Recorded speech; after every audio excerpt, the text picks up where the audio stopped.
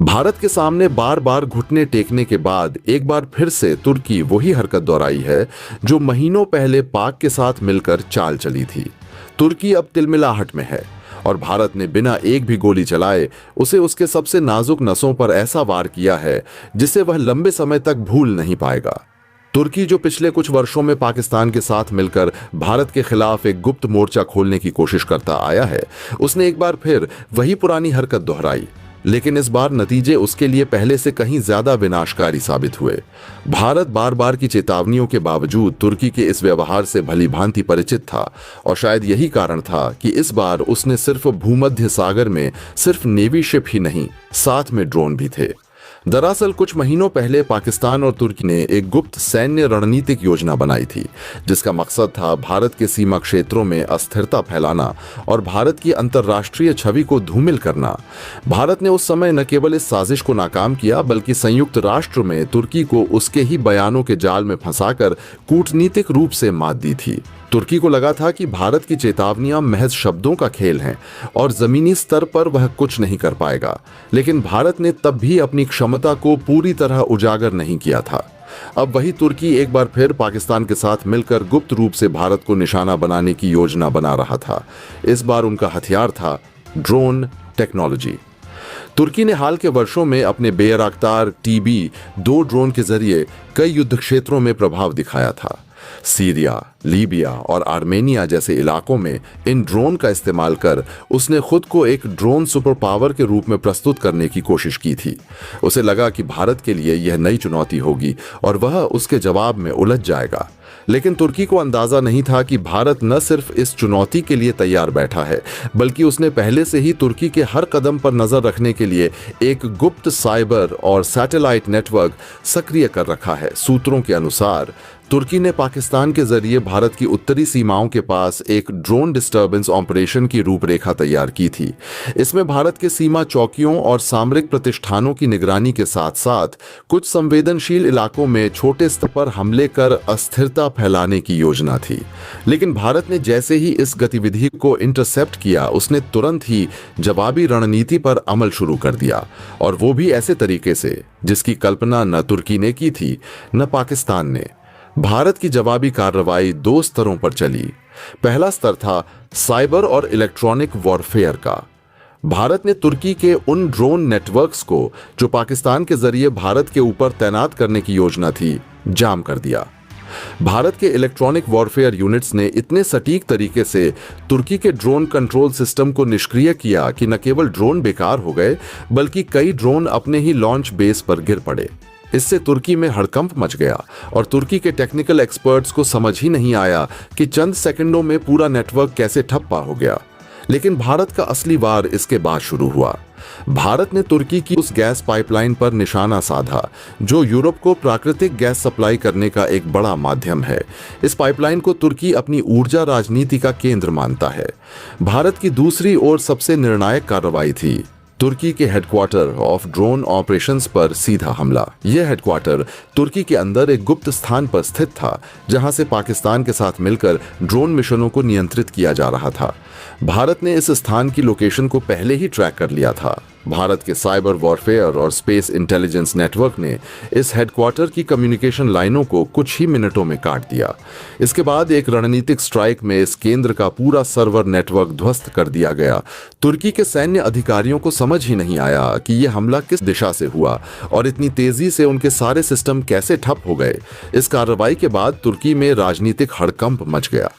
राष्ट्रपति एर्दोगन की सुरक्षा परिषद की एक आपात बैठक बुलाई गई जिसमें उन्होंने भारत को लेकर कई कठोर बयान दिए। लेकिन हकीकत यह थी कि तुर्की इस वार से बुरी तरह हिल गया है। उसकी गैस पाइपलाइन प्रभावित थी, उसका ड्रोन ऑपरेशन ठप था और पाकिस्तान के साथ उसका गुप्त मिशन धराशायी हो चुका था। भारत ने कोई औपचारिक युद्ध छेड़े बिना तुर्की के रणनीतिक ढांचे को पंगु बना दिया था।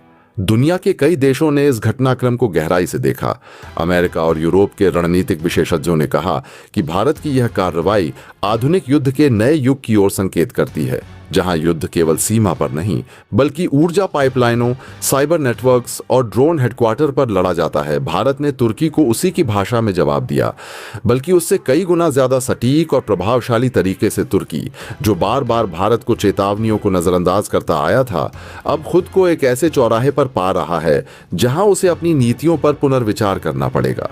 भारत ने यह भी साफ कर दिया है कि वह किसी भी प्रकार के अप्रत्यक्ष हमले या गुप्त साजिश को अब हल्के में नहीं लेगा। तुर्की ने सोचा था कि ड्रोन के जरिए वह भारत पर दबाव बना सकेगा, लेकिन भारत ने उसके ही सबसे बड़े हेडक्वार्टर को निशाना बनाकर साबित कर दिया कि वह केवल रक्षात्मक ताकत नहीं बल्कि वैश्विक मंच पर एक निर्णायक और आक्रामक रणनीतिक शक्ति बन चुका है। तुर्की अब तिलमिलाहट में है और भारत ने बिना एक भी गोली चलाए उसे उसके सबसे नाजुक नसों पर ऐसा वार किया है जिसे वह लंबे समय तक भूल नहीं पाएगा। तुर्की को लगा कि वह अपने ड्रोन से भारत को निशाना बनाएगा और भारत उसका कुछ भी नहीं कर पाएगा, लेकिन तुर्की शायद यह भूल चुका था कि भारत वो देश है जो जब किसी दुश्मन को जवाब देता है तो सिर्फ मोर्चे पर नहीं बल्कि उसकी सांस रोक देने वाली नसों पर सीधा अबता है। तुर्की ने जब भूमसागर में भारतीय युद्धपोत को घेरने की नाकाम कोशिश की, तब भारत ने सिर्फ उसकी ऊर्जा लाइन को काट के पहला सबक तुर्की को दिया था। लेकिन तुर्की को सबक शायद अभी पूरा नहीं हुआ है, क्योंकि उसके राष्ट्रपति एर्दोगन एक बार फिर से भारत के खिलाफ तीखी बयानबाजी करते हुए कह दिया कि भारत अगर भूमध्य सागर में आता है तो वो अपने सबसे ताकतवर ड्रोन से अब भारत को निशाना बनाएंगे। फिर क्या था, भारत का सब्र वहीं से खत्म हो गया और भारत ने पहली बार वो किया है जिसको लेकर के तुर्की को जरा सा भी अंदाजा नहीं था। तुर्की को लगा था कि भारत ज्यादा से ज्यादा क्या ही कर लेगा, उसके ड्रोन को निशाना बनाएगा, लेकिन भारत ने न सिर्फ तुर्की के ड्रोन को निशाना बनाया है बल्कि तुर्की के ड्रोन के पूरे सिस्टम को ही ध्वस्त कर दिया है। और इस वक्त बहुत बड़ी खबर आ रही है भारत की तरफ से। ये अब तक का सबसे बड़ा एक्शन कहा जा रहा। बता दें कि तुर्की का सबसे ताकतवर ड्रोन बैरक्तार TB2 को तुर्की ने भारत के ऊपर इस्तेमाल करने की कोशिश की। ये वही ड्रोन है जिसे तुर्की ने रूस यूक्रेन के बीच में यूक्रेन को दिया और फिर अजरबैजान को देकर के अर्मेनिया के खिलाफ उसका इस्तेमाल करवाया है। खैर, दूर मत जाइए, यही तुर्की ने इसी ड्रोन का इस्तेमाल भारत के खिलाफ भी करवाया था ऑपरेशन भारत के सिंदूर के दौरान, और यह बात खबर पूरी दुनिया को पता थी। भारत को भी यह बात बखूबी पता थी। खैर, तब तो भारत ने तुर्की को छोड़ दिया था, लेकिन आखिरकार भारत ने इस बार तुर्की को किसी भी कीमत पर नहीं बख्शा है और अब भारत ने तुर्की के सबसे बड़े ड्रोन सिस्टम को ही ध्वस्त कर दिया है इस वक्त, और पूरा का पूरा तुर्की का ड्रोन सिस्टम तबाह हो चुका है। हाल यह बन चुका है कि तुर्की के जो हजारों की तादाद में ड्रोन अलग अलग जगहों पर ऑपरेट कर रहे थे, वह पूरी तरीके से अनकंट्रोल्ड हो चुके हैं। यानी कि भारत ने तुर्की के ड्रोन नहीं बल्कि तुर्की के ड्रोन की आत्मा को ही ध्वस्त कर दिया है और इसके चलते अब तुर्की पूरी तरीके से बौखला चुका है। तुर्की ने भारत का एक बार फिर से बहुत बड़ा अल्टीमेटम, और यूं कह लीजिए इस बार अल्टीमेटम नहीं बल्कि तुर्की धमकी देने पर उतारू हो चुका है। यानी फिर से वही घटिया एक हरकत, बार बार मुंह की खाने वाला तुर्की बार फिर से मुंह की खाने के लिए खड़ा हुआ। तो भारत ने वही किया जो उसे जरूरत इस वक्त मौजूद महसूस हो रही थी। क्या है इस वक्त पूरी खबर, क्या पूरी अपडेट इस वक्त निकल करके आ रही है? इस मामले को लेकर के भारत ने किस कदर से तुर्की के पूरे ड्रोन सिस्टम को ही ध्वस्त किया। बता दें कि तुर्की ड्रोन्स के मामले में सबसे अपने आप को ताकतवर मान रहा था। वो यह मान रहा था कि उसके बैरफ्तार TB2 ड्रोन को कोई साझी नहीं है, यानी कि उसको कोई भी नकार नहीं सकता है और ना ही इसका कोई अल्टरनेट है। लेकिन तुर्की शायद भूल चुका था कि वह किसके सामने खड़ा है। वो भारत के सामने खड़ा है, जो न सिर्फ टेक्नोलॉजी में आगे है बल्कि सामने वाले की पहले सबसे बड़ी ताकत को ही वह खत्म कर देता है, और भारत ने वही किया है। क्या है पूरी खबर बताएंगे आपको। इस वीडियो में चैनल पर बने रहें। वीडियो को लाइक और चैनल को अगर अभी तक आपने सब्सक्राइब नहीं किया तो चैनल को सब्सक्राइब कर लें और बेल आइकन को जरूर दबा लीजिएगा ताकि इससे जुड़ी खबर अपडेट आप तक सबसे पहले पहुंचती रहे। दोस्तों, भारत ने न सिर्फ यूनाइटेड नेशन में अपने सबसे बड़े शक्ति का प्रदर्शन किया है, जो कि भारत की कूटनीतिक क्षमता है, और भारत ने दूसरी तरफ सिर्फ भूमध्य सागर में ही तुर्की को इस कदर से झुका दिया है, जिससे भारत ने बता दिया है कि असल में अब भारत की सामरिक क्षमता भी कुछ कम नहीं है। और इस वक्त भारत दोनों मोर्चों पर पूरी तरीके से तुर्की को तबाह करने पर तुला हुआ है और भारत ने कुछ कदम उठाए हैं जिसके चलते तुर्की हिल चुका है। 21वीं सदी के तीसरे दशक में भारत की विदेश नीति, कूटनीतिक परिपक्वता और सामरिक दृष्टिकोण ने जिस तरह से वैश्विक परिदृश्य पर अपनी स्पष्ट और प्रभावशाली छाप छोड़ी है, वह किसी भी उभरती हुई शक्ति के लिए प्रेरणास्पद उदाहरण बन चुका है।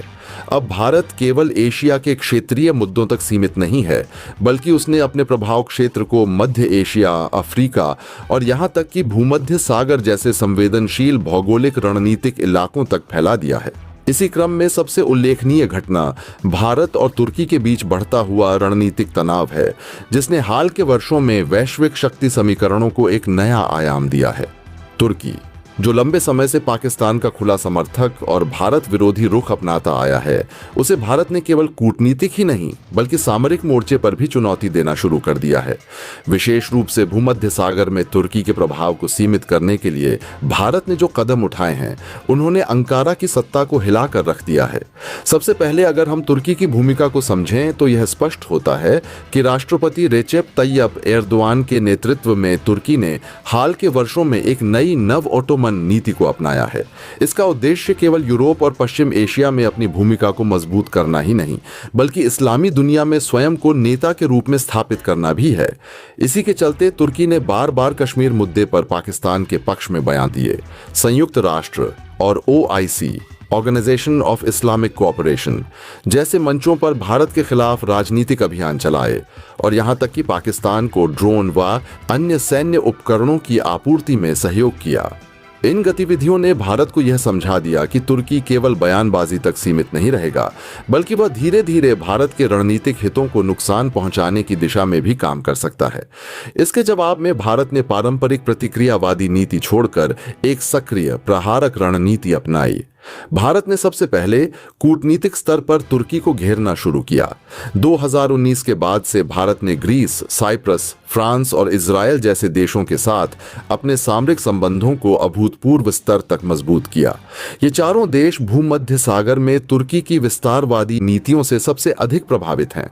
ग्रीस और तुर्की के बीच एजियन सागर में सीमाई विवाद पुराना है, जबकि साइप्रस के उत्तरी हिस्से पर तुर्की के कब्जे को लेकर यूरोपीय संघ लंबे समय से तुर्की पर नाराज है।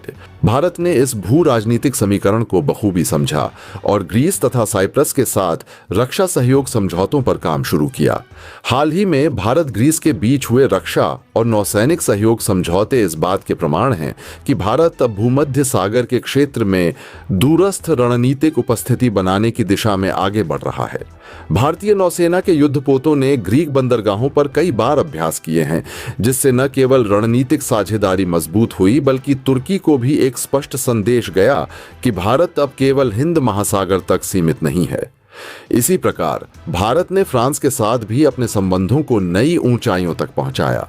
फ्रांस न केवल यूरोपीय संघ का एक प्रमुख सदस्य है, बल्कि भूमध्य सागर में भी उसका प्रभाव अत्यधिक है। फ्रांस ने 2020 में तुर्की द्वारा ग्रीस और साइप्रस के जलक्षेत्र में गैस की खोज और नौसैनिक तैनाती पर कड़ी प्रतिक्रिया दी थी। भारत ने इस स्थिति का फायदा उठाते हुए फ्रांस के साथ अपने सामरिक अभ्यासों और संयुक्त नौसैनिक गश्तों को बढ़ाया। वरुणा नामक भारत फ्रांस नौसैनिक अभ्यास आज दुनिया के सबसे प्रतिष्ठित द्विपक्षीय नौसैनिक अभ्यासों में से एक बन चुका है। भारत द्वारा फ्रांस के साथ इस तरह की सामरिक निकटता ने तुर्की को संकेत दिया कि भारत अब उसके विरोधी गुट के साथ पूरी तरह से खड़ा है।